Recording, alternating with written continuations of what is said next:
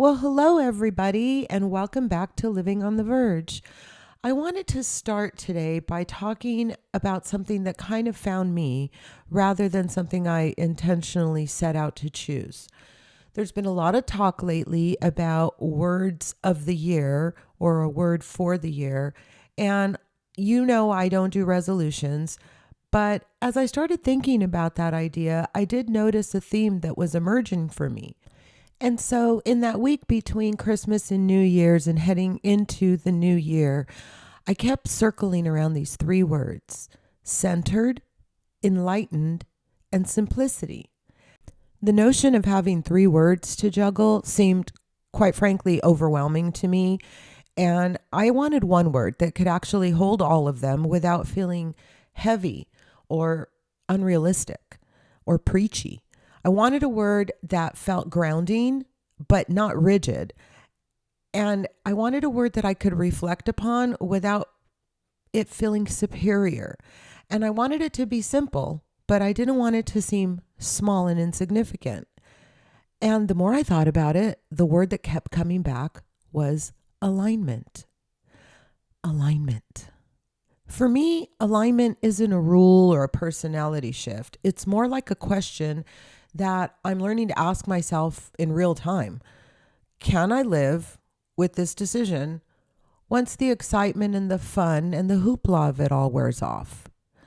And I'll be honest, this past week gave me a real opportunity to practice that, and it didn't feel clean or peaceful right away. It actually felt disappointing. I was sad.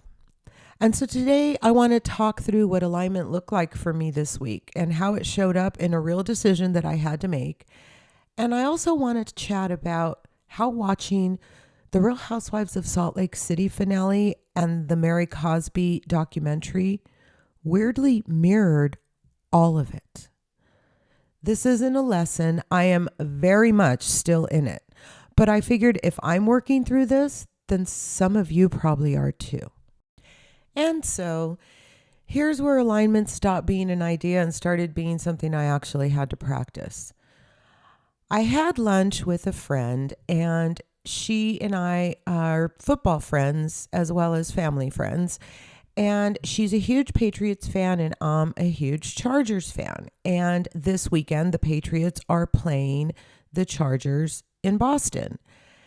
And first of all, something about these lunches, it just reminded me of how these conversations with friends can yield so much, how much clarity can come just from talking things out and just being honest with another person about where you're at.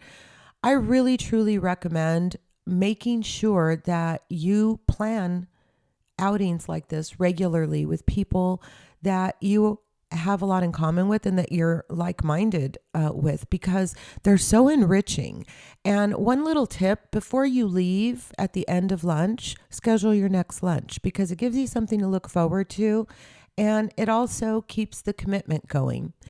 So in the process of kind of catching up, she told me that they were going to Boston for the Patriots-Chargers game and invited me to come along. And my first reaction was pure excitement. I was elated. I've never been to Boston.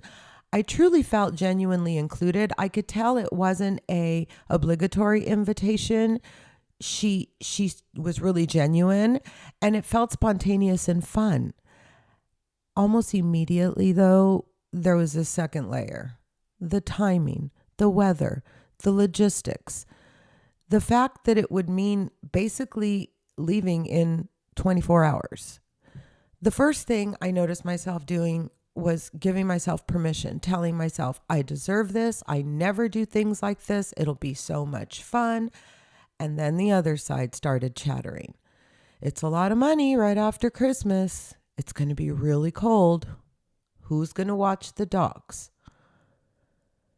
And I noticed that familiar tug of war between impulse and what actually felt steady. And I honestly think a lot of us know that feeling, and we know when we're feeling it. Anyway, I ended up declining, and I want to be really honest about this part. Alignment didn't feel peaceful right away. It didn't feel good. It felt disappointing. I felt sad about saying no. Even though I knew it was probably the right decision for me in that moment, I was still sad and disappointed. So a little later in the day, I'm talking with another friend, and we're both having this conversation about where we are physically and mentally and emotionally. And, our friendship has gotten very rich and very deep, and it's a beautiful thing that we could have these conversations and we can be there for one another. So we're chatting, and the whole word for the year or word of the year comes up, and I'm telling her about my word for the year and trying to simplify it and explain to her where I was coming from. I said, alignment is about what fits in, not what gets forced in. And that's when it clicked. Alignment isn't about choosing what feels best instantly. It's about choosing what you can live with once that moment passes. Mind-blowing moment for me. And how amazing that we just grow and change and learn. And as long as we're open, we will always be capable of having these aha moments. And I want to stay here for a minute because I think this is where alignment gets confusing.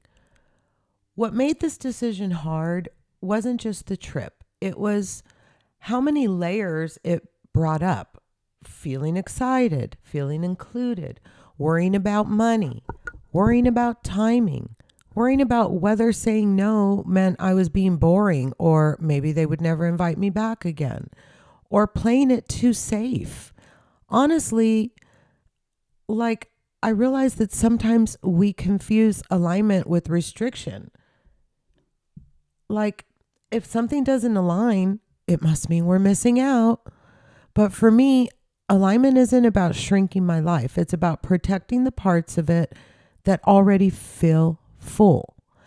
And it got me thinking about how women justify things. We say things like, oh, that's okay. I'm not going to get myself this massage that I know I really, really could use because I need to keep the money in the bank in case the kids need a new pair of shoes. Or I'm not going to ask my husband to take the kids to soccer practice so that I can sit and have a hot bath because my back's been bothering me lately. Instead, I'm going to tough it out, but probably later I'm just going to be in a not great mood. And that's okay because at the end of the day, it's better for me to take the kids to soccer practice than it is for me to disrupt the whole routine that we have going on. So I don't really need to take care of myself like that today. And that really doesn't align with your needs, right? There are countless examples, I'm sure you have your own, of where a woman does this. And honestly, when I think about it, I can give you examples of how men justify things too, and this can show up at either side of the spectrum. It could be that you're doing it to do what you think is the right thing. And it could also be that you're doing it to do what you think is the wrong thing. For example, I know I don't have enough money to buy this new set of golf clubs, but I haven't had a good round in a year and a half, and I haven't gotten myself any new golf gear in a while. And even though I just charged up my entire credit card for Christmas, it's okay. I really want to have a good round. And I know that what it is I just need this one driver or this one wedge or whatever. That's an example of how you're trying to justify something in your life that really doesn't align with what your gut knows it needs. And the more I unravel this, the more freedom it kind of gives me, because that's the one test that this question has to pass, whatever the question is. Does it align with the life that I want to live, right? And honestly, alignment for me lately has been showing up in really small and sometimes highly unglamorous ways. Like what I make for dinner on nights when my energy is low. I usually hold myself to a really high bar, but lately, one thing that's helped is defaulting to meals that I know are healthy, they have good ingredients, they're nourishing, but they don't require a ton of decision making or a lot of prep. And so for me, a new go to dinner has been this chicken sausage with rouse sauce and zucchini noodles. It's simple, it works, and it doesn't ask for more of me than I have to give in that day to get dinner done. And this is another shift that I have noticed. I would not have used a jar sauce for dinner, even if it was a quick weeknight dinner. I've been making my own, even if it is just like with canned tomatoes or whatever. For years now, I've been doing that. So the idea of saying, you know what, it's okay. I've read the ingredients. Everything is good in here for me. I have no reason not to take this shortcut. What is to be gained or lost by doing so? I add some onions, I add some garlic, I add my seasonings and spices and my own little, finishing touches with my extra virgin olive oil, organic garlic drizzle, and it's all fine. It still gives me the happy feelings that I like to feel when I have a beautiful meal, but I didn't have to deplete myself and do it for purposes of impressing anyone or because I'm trying to achieve anything. It's what works. It's what aligns. So I think that the idea of choosing what supports you instead of what impresses anyone is a really practical way that alignment can just show up in everyday life. And so the more I think about this word, the more it's showing up in my life. And watching the Real Housewives of Salt Lake City finale around the same time actually sharpened this idea for me. What stood out wasn't any single moment. I mean, don't get me wrong. Sisters of the Salt, priceless.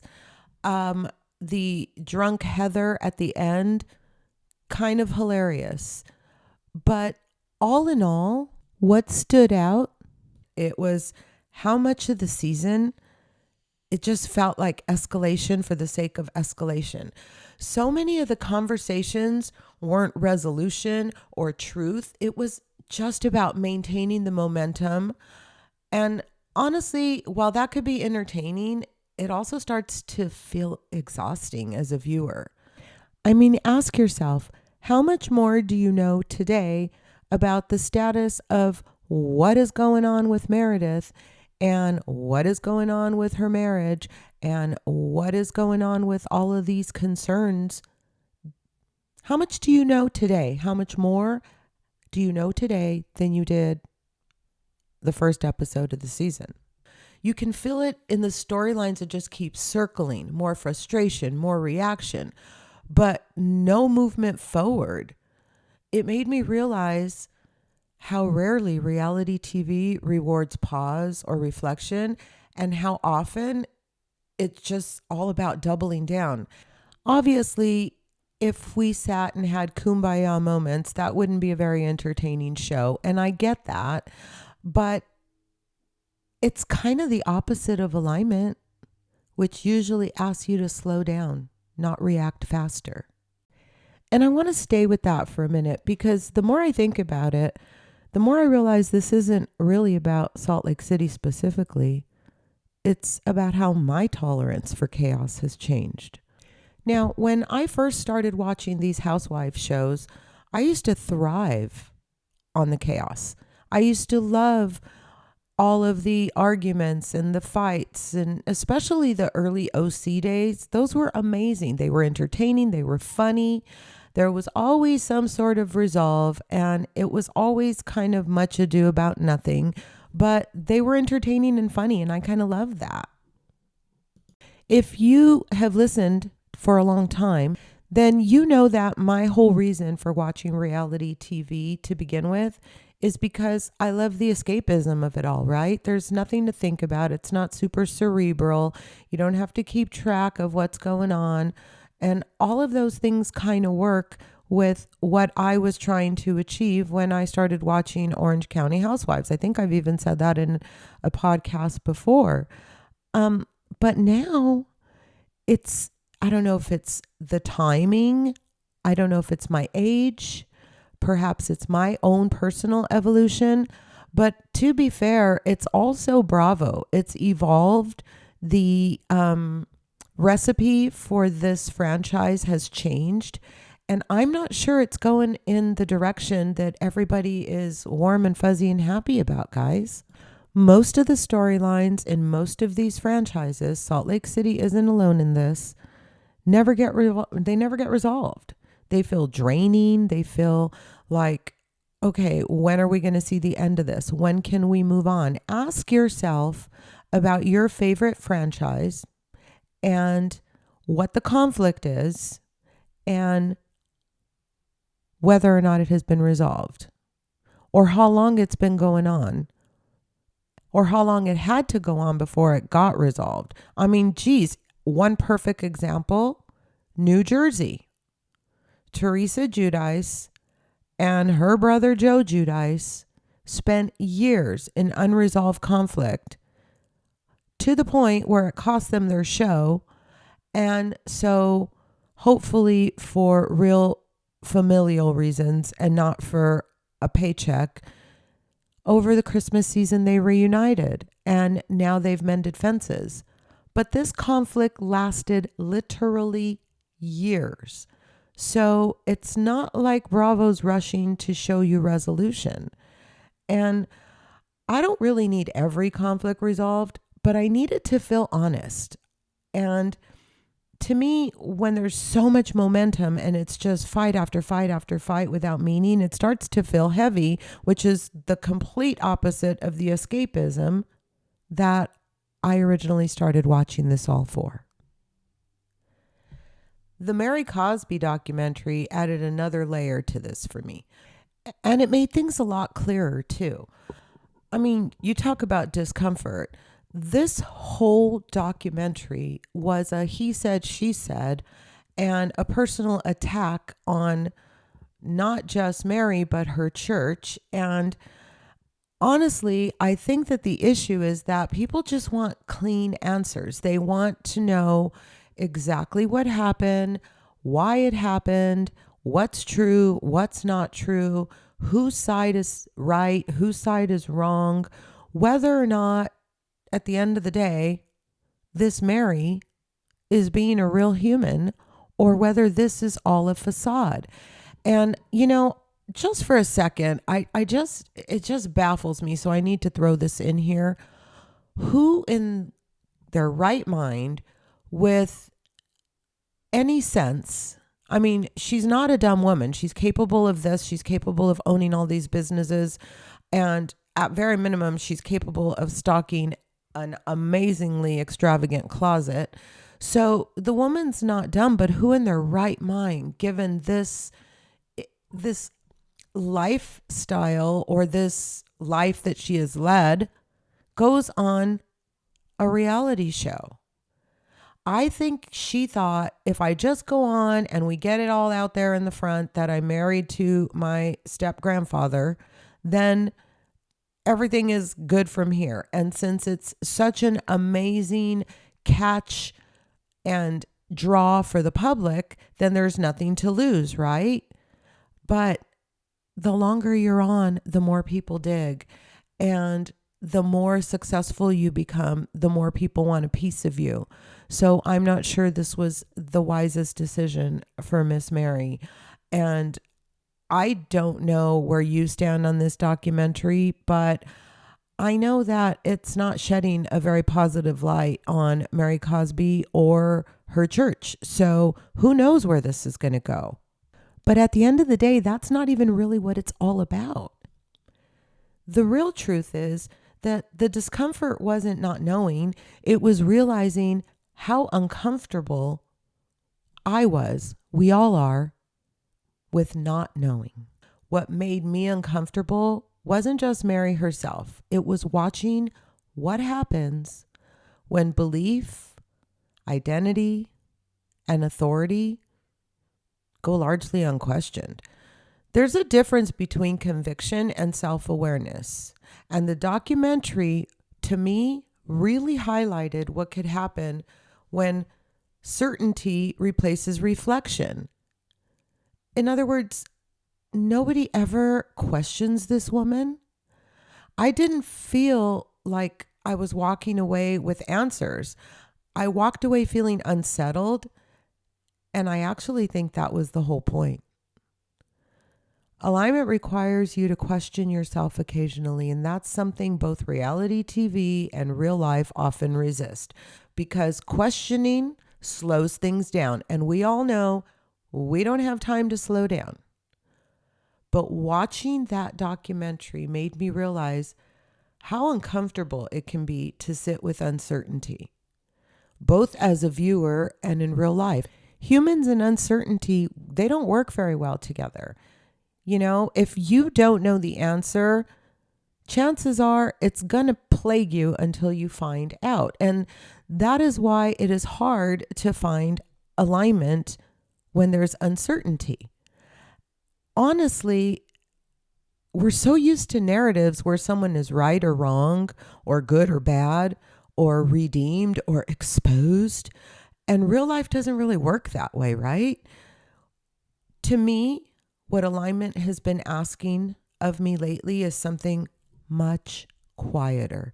It's asking me to pause instead of to react, and to choose what feels steady, even when it doesn't feel exciting and there's disappointment and I'm sad or I'm unable to resolve it. And that shows up in really small ways. Listening to my body instead of pushing through the workouts out of guilt. Realizing that some issues with my dog, my schedule, or even the direction of this podcast don't need immediate solutions. They need thoughtful boundaries. I don't have this all figured out yet, but I'm noticing that when I choose alignment in these small moments, my nervous system feels calmer. My life feels better. And that's become a pretty good compass for me. You guys, I don't think alignment is something you arrive at. I think it's something you practice. Think about that for a second. Someday it looks like making a clear decision and feeling good about it.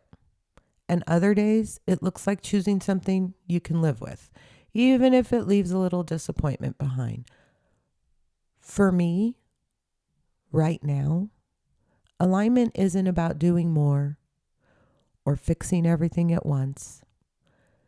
It's about noticing what steadies me and what drains me, and letting that information guide my choices, even when they're small, even when they're quiet. If you're also feeling pulled in a lot of directions, I don't think the answer is necessarily another goal or another plan. Sometimes it's just asking yourself one honest question. Does this align with the life I'm actually trying to live? I'm still trying to figure that out in real time, but I wanted to share where I'm at. And I'm really grateful you're here with me. And until next time, I will be here living on the verge.